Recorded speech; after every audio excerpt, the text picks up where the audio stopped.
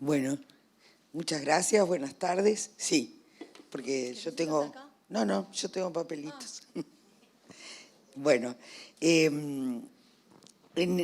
ya estuvimos escuchando en el inicio de la tarde y también alguna reflexión agregada por Lucía a esta temática que es la que me toca conversar a mí y que tiene que ver con los impactos sobre las desigualdades de género. A ver si está bien así. Sí.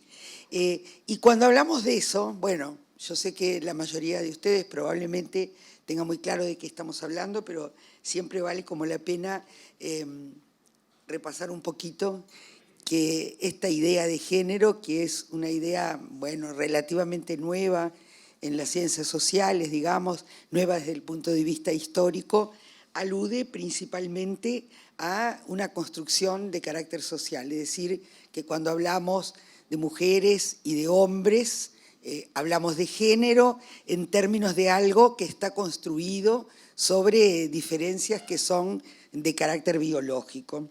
Entonces, el género nos permite no solo conocer los cambios en las relaciones entre hombres y mujeres en diferentes aspectos de la vida, sino que también lo que nos va a permitir es procurar transformarlas. Es decir, no hay acá algo que sea la naturaleza que nos hace estrictamente tener el género femenino o masculino.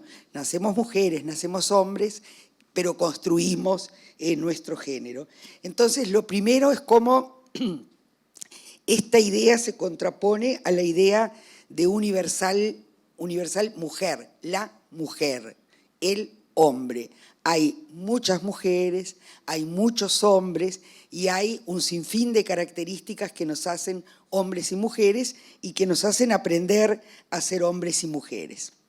Entonces, no solamente creemos que las diferencias de género son diferencias inocuas, simplemente diferencias, sino que son diferencias que se trasladan a desigualdades en las posibilidades de ser, de hacer, de unas y otros. De manera que a las relaciones que normalmente conocemos como relaciones sociales de poder, y sobre todo en el sindicalismo, cuando hablamos de clases sociales, en este caso hablamos de relaciones sociales de poder entre hombres y mujeres. Porque, como les decía, es decir, no estamos hablando de diferencias que no nos hagan más que una caracterización externa distinta.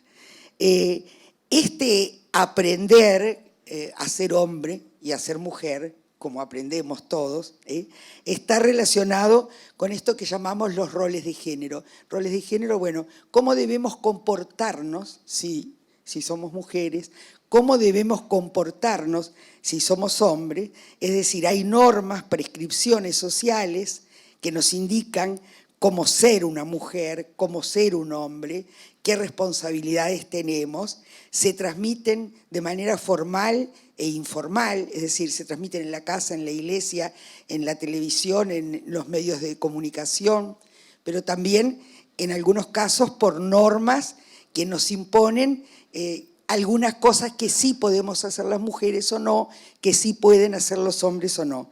Entonces, se van reproduciendo de generación en generación y realmente dando la idea de que efectivamente se trata de algo que naturalmente es así. Pero los seres humanos somos naturaleza y cultura, es decir, obvio, sobre la base de la naturaleza se construye la cultura.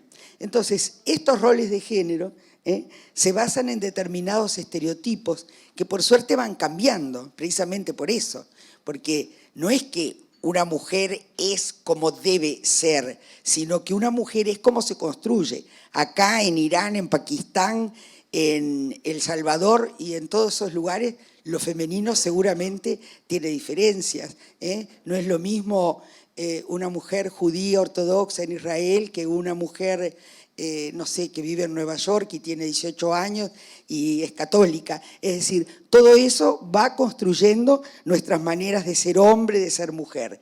esa transmisión a lo largo de las generaciones empieza a naturalizar y a que se nos vaya creando la idea de que esto es así, siempre fue así, será así para siempre. Pero bueno, nosotros y nosotras tenemos la posibilidad de ver cómo todo esto ha ido cambiando.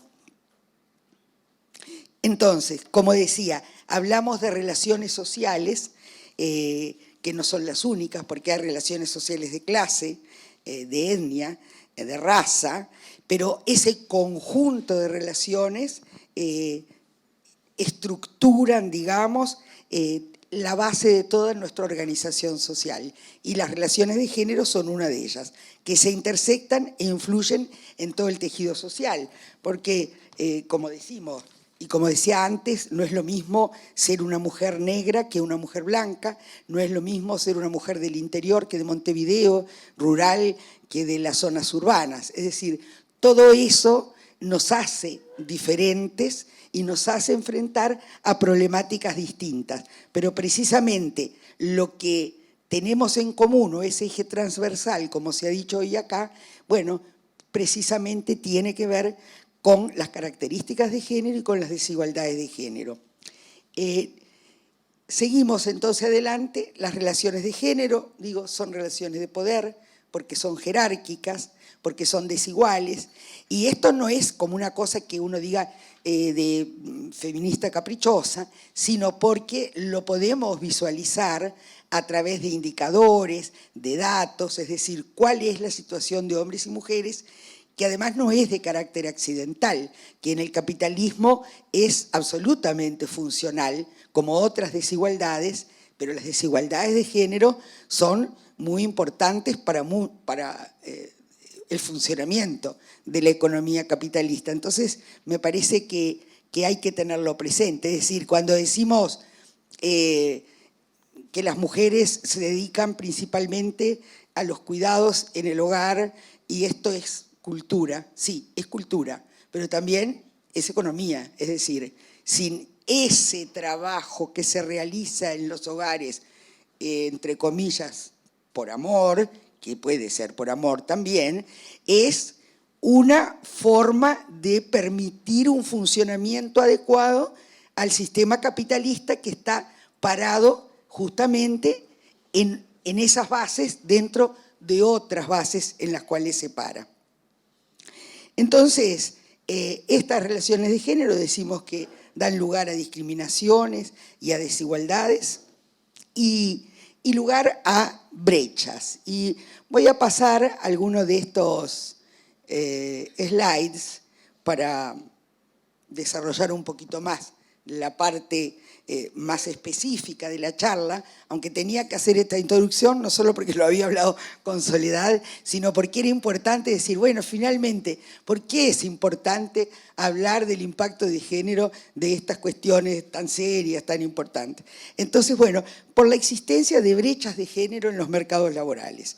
¿En qué consisten las brechas de género? ¿Qué nos dicen? ¿Cómo las identificamos? ¿De qué se trata? Estamos en busca de la igualdad de qué y para qué.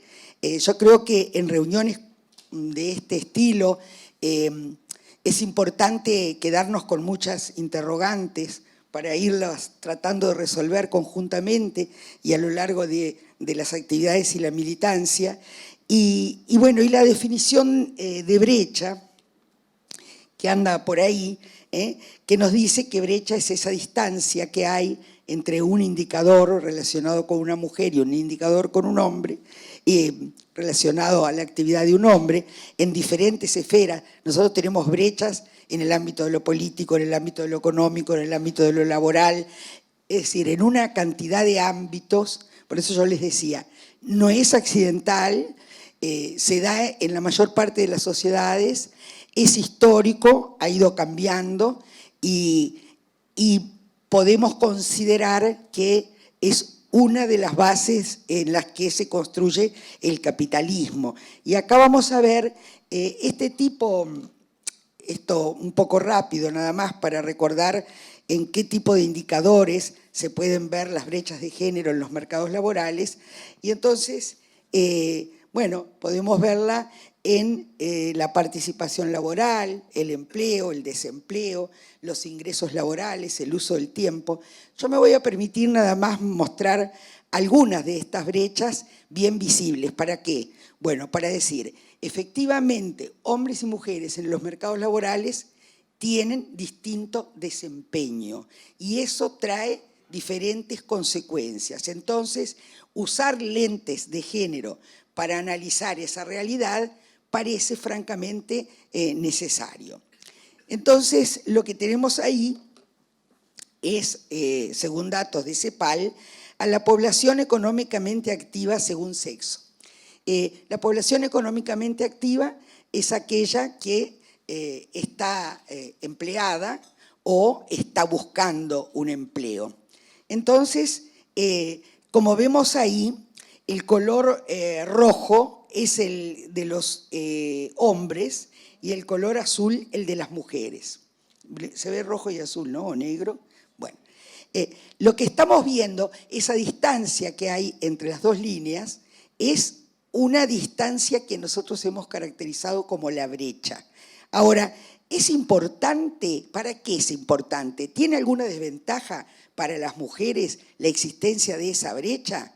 Bueno, por lo pronto tiene la desventaja de que en una sociedad mercantil en la cual para obtener las condiciones de vida generalmente requerimos de ingresos, si no estás en la llamada, ahora voy a decir por qué, población activa, bueno, estás lejos de lograr ese tipo de ingreso que te permita la sostenibilidad de la vida, al menos en los aspectos económicos. Si pasamos, vamos a ver la tasa de desempleo. Y ahora es bien interesante, porque en la tasa de desempleo, aquellas dos líneas que tenían una brecha, acá también está la brecha. La diferencia es que el indicador que tenía valores más altos en la gráfica anterior era el de los varones. Si ustedes miran con atención, el indicador que tiene los valores más altos ahora es el de las mujeres.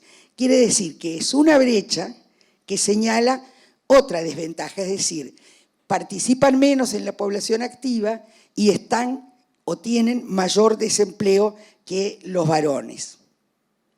Para seguir, esta creo que es bastante importante también, y esta es una brecha gigantesca y que habla de la falta de posibilidades de obtener la autonomía económica por parte de las mujeres, porque estamos hablando de una brecha de ingresos, es decir, las personas sin ingresos propios, de nuevo, las tenemos entre fundamentalmente las mujeres. En general, los varones mayores de 15 años, bueno, tienen algún tipo de ingreso propio.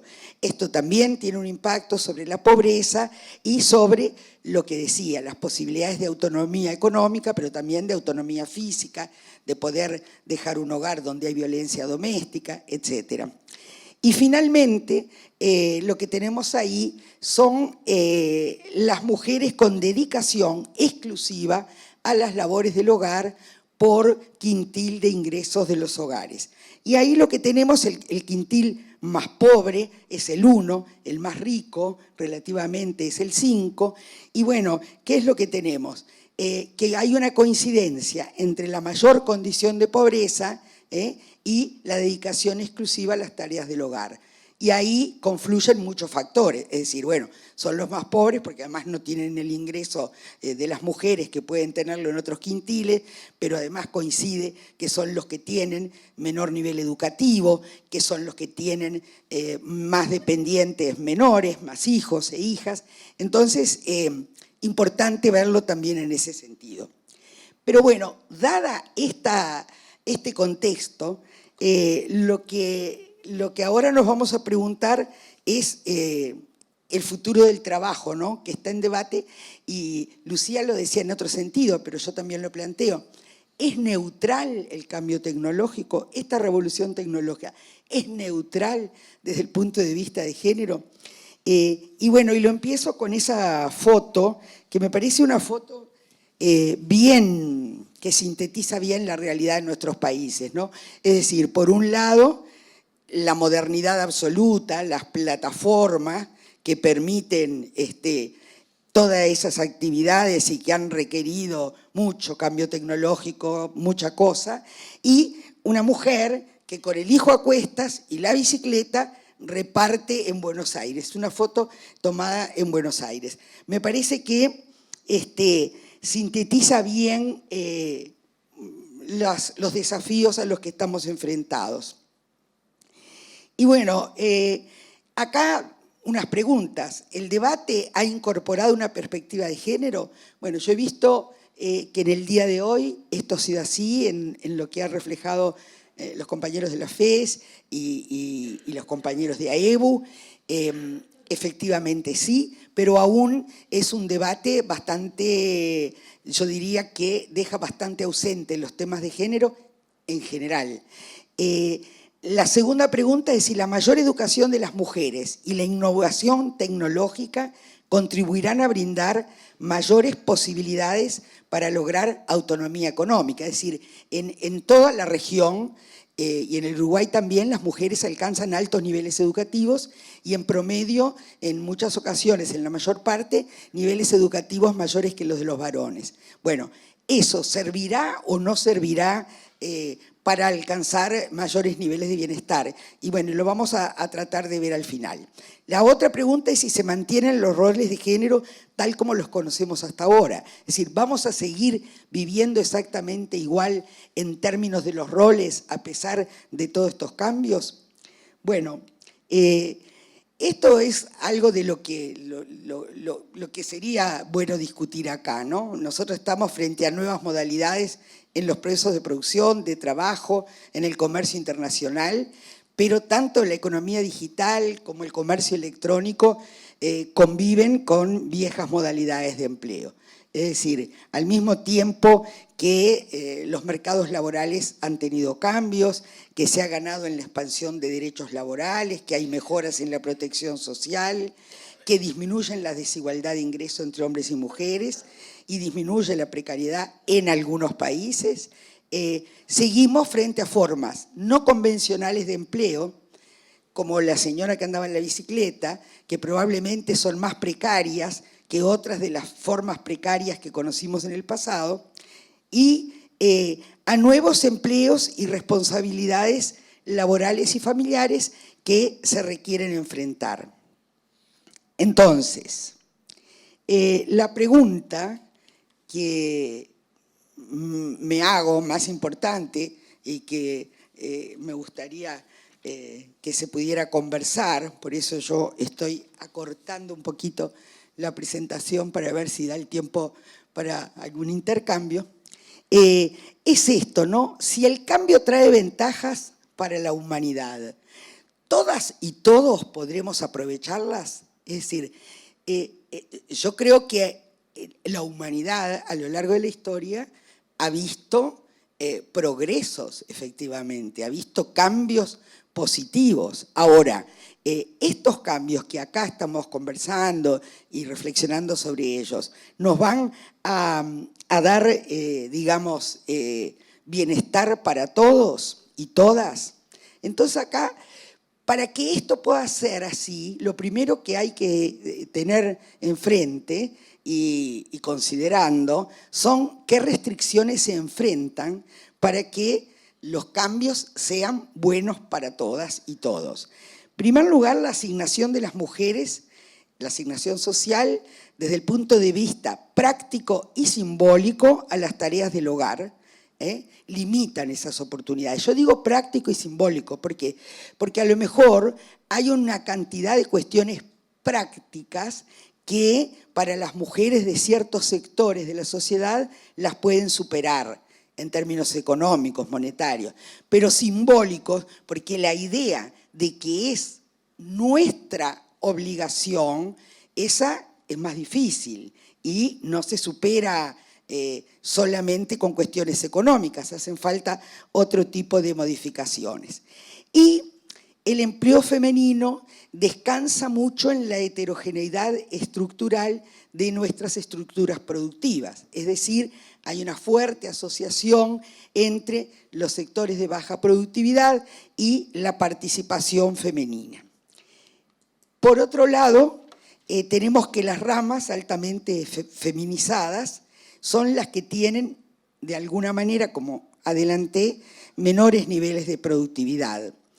Y quisiera mostrar unos gráficos en los que creo que Lucía trabajó también, que se hicieron para un estudio de la OPP, donde se mira que el riesgo de automatización, al menos en ese momento, y de acuerdo a esos trabajos, era algo más alto para los hombres que para las mujeres. Riesgo en términos de la posibilidad de perder el empleo. Al mismo, esto tiene que ver con un fenómeno que es el de la segregación laboral. ¿Y qué es la segregación laboral? A ver, hoy cuando Lucía explicaba qué tipo de tareas, ¿no?, son las que se pueden sustituir por un robot o no. Bueno, las mujeres estamos muy insertas en cierto tipo de trabajos que, aunque muy desvalorizados desde el punto de vista económico, no social o, bueno, no sé, o afectivo, pero las maestras de la primaria, de iniciación en la educación, las enfermeras, las nurses, es decir, tareas que están relacionadas con las actividades interpersonales y con los cuidados.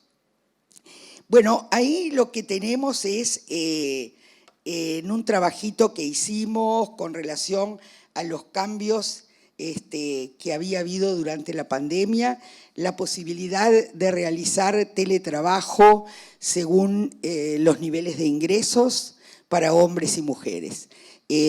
Porque a veces esta cosa de todo el mundo hace teletrabajo, no, hacen teletrabajo algunos que pueden y a veces en muy malas condiciones. Hay varios datos que se pueden comentar después sobre la participación de las mujeres en determinadas actividades, pero quisiera seguir, porque a veces los datos después de comer, si esto, otro ejemplo, digamos, de si estos cambios o si estas disrupciones tecnológicas son neutrales desde el punto de vista de género o no. Y entonces, por ejemplo, podemos ver algunos resultados que se han dado para el caso de la gig economy, el caso de Uber, ¿no? Ahí tenemos trabajos que analizan el ingreso de más de 1 millón de conductores y conductoras de Uber y encuentran que los hombres ganan 7% más que las mujeres. Está claro que esa idea de la discriminación que a veces tenemos y que no siempre es correcta, de que hay un demandante que discrimina, sino que hay un conjunto de condiciones de carácter social y cultural, que son las que tenemos que cambiar, como lo mencionaba al principio, que permiten estas desigualdades entre hombres y mujeres. El salario hora de Uber es igual para todos los conductores y el algoritmo que asigna los conductores al cliente es ciego al género. ¿Cómo se genera entonces esa brecha? Y bueno, acá tenemos algunas de las explicaciones que han surgido de esa investigación. Los hombres conducen Uber por más horas al día, casi lo mismo que pasa con los promedios de la cantidad de horas trabajadas a la semana en el mercado laboral en promedio, y por periodos más largos, porque, entre comillas de vuelta, no tienen que volver a casa para desarrollar las tareas de cuidado. Con lo cual adquieren más experiencia y conocimiento sobre cuáles son los caminos más rápidos y las zonas más lucrativas. Conducen en zonas y horarios que una mujer puede identificar como potencialmente riesgosos y que son lucrativos, por ejemplo, zonas de bares y boliches en horarios nocturnos, etc. Toman más riesgos al conducir y viajan a mayor velocidad que las mujeres en promedio. Entonces, ninguna de esas cosas, de esos resultados, son parte de una conspiración machista, sino son parte de un contexto social en el que nos desenvolvemos hombres y mujeres y, bueno, que hacen que tengamos ese tipo de inconvenientes. Entonces, me parece que hay que verlo desde el punto de vista de las restricciones y las oportunidades. Y voy a tratar de ir muy rápido. Restricciones, dijimos, la organización de los cuidados y el trabajo doméstico es un bloqueo de carácter estructural para las mujeres que debería realizarse con base en la corresponsabilidad al interior de las familias, pero corresponsabilidad con el Estado y con el sector privado. Al fin y al cabo, el sector privado se lleva las ganancias de una determinada forma de organización de la vida en sociedad que repercute en cómo se organiza el mercado laboral. Los efectos sobre o de los cambios tecnológicos pueden variar según el estrato socioeconómico en que se encuentren, los niveles educativos, pero también, como señalaba Lucía, no es una condena, depende de las políticas públicas. Y en este sentido hay algunas cuestiones que son muy importantes y que es, por ejemplo, la brecha que existe entre hombres y mujeres con relación al aprendizaje o a la formación en ciencia, tecnología, ingeniería y matemáticas.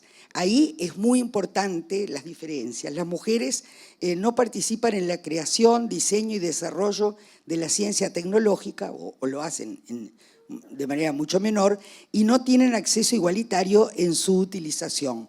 Pero casi todos los estudios muestran que son básicamente usuarias de los avances. Yo quisiera terminar diciendo que en el caso del sistema financiero es muy importante conocer dónde están ubicados hombres y mujeres y creo que estoy pasando mal, efectivamente. Y creo que lo más adecuado y lo más apropiado es que se haga en este tipo de instancias donde en cada institución financiera, en cada país, en cada lugar, pueden conocerse e identificarse las características de la segregación ocupacional que existe, a quién van a impactar determinados cambios y sobre todo de qué manera pueden enfrentarse, ya sea mediante capacitación, mediante cambios en las ocupaciones, es decir, eso ya ahí depende y me parece que también está relacionado con lo que Lucía comentaba. Finalmente, entonces, la última, porque me parece que es para seguir pensando y discutiendo, ¿no? Si la superación de las brechas de género en diversos ámbitos de la sociedad es un importante desafío para alcanzar mayor desarrollo humano, ¿no? El rol de las mujeres en escenarios como este que se vaticinan, ¿cambiará con respecto al trabajo de cuidados o seguirá igual, ¿no? La segregación ocupacional, es decir, la concentración de mujeres en determinados puestos de trabajo, ¿disminuirá? ¿Se enfrentará mejor la discriminación en sus diferentes formas? ¿Será una ventana de oportunidad para cerrar brechas sociales y de género? Pero, como todo, ¿en qué condiciones? Me parece que estas son como las cosas que está bueno trabajar y elaborar. Muchas gracias.